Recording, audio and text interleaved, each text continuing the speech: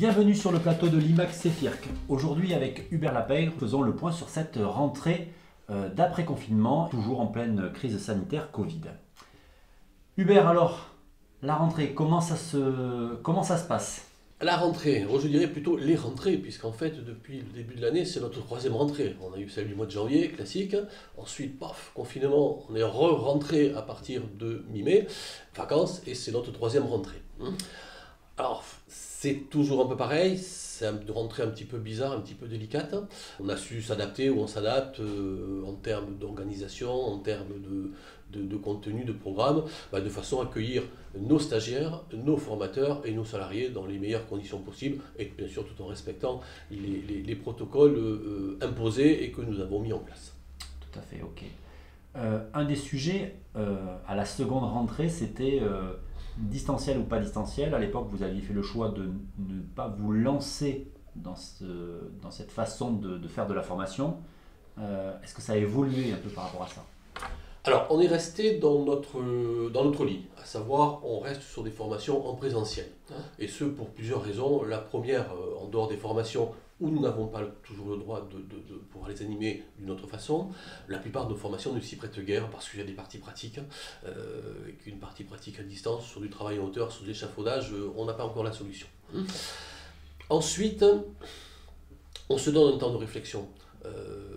Ça fait 20 ans que le Cefirc assure des formations en présentiel. Nous n'avons pas d'expérience du tout de formation à distance. Ça ne s'improvise pas. J'ai vu pas mal de mes confrères qui sont là à 100%.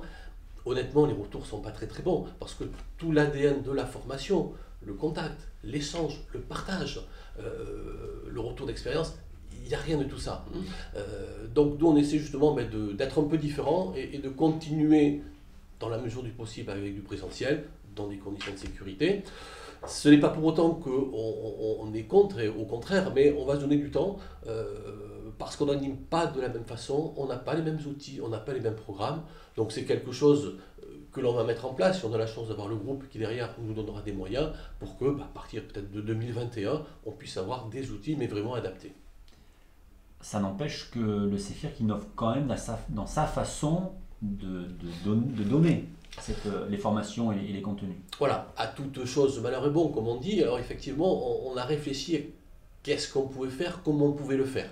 Donc aujourd'hui, sur les contenus, certains sont imposés, donc on n'a pas grand-chose à faire. Par contre, là où on commence à réfléchir, c'est sur la façon d'animer et sur l'organisation des salles. Et par exemple, cette semaine, on est sur une expérience liée un petit peu sur un stage avec des parties pratiques et une étude de cas qui va être sur 2 jours, d'avoir réorganisé les salles de façon différente en îlot, plutôt qu'une organisation classique en U, de façon à faire plus participer les stagiaires, à ce que le formateur anime d'une façon différente.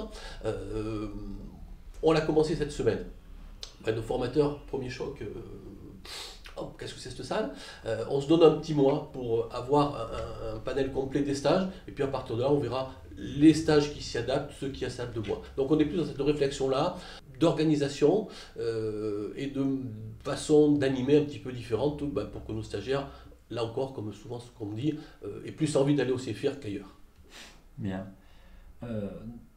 En termes de coûts, globalement dans l'univers de la formation, l'idée est de dire il y a plus de moyens à mettre en œuvre, on met un peu moins de stagiaires dans les salles qu'auparavant, donc mécaniquement les coûts augmentent. Qu'en est-il au Cefirc?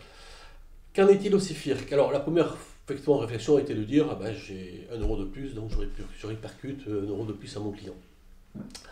On a la chance dans notre secteur, on est dans du réglementaire, Covid, pas Covid, les entreprises doivent se former. Donc on s'est dit, est-ce qu'il faut encore les pénaliser une 2e ou 3e fois en augmentant des prix? On a pris sur nous, au moins jusqu'à la fin de l'année, de ne pas bouger nos prix, bien qu'on ait eu, comme tout le monde, des frais supplémentaires de gel, de masques, de séparateurs, de moins de stagiaires dans les salles.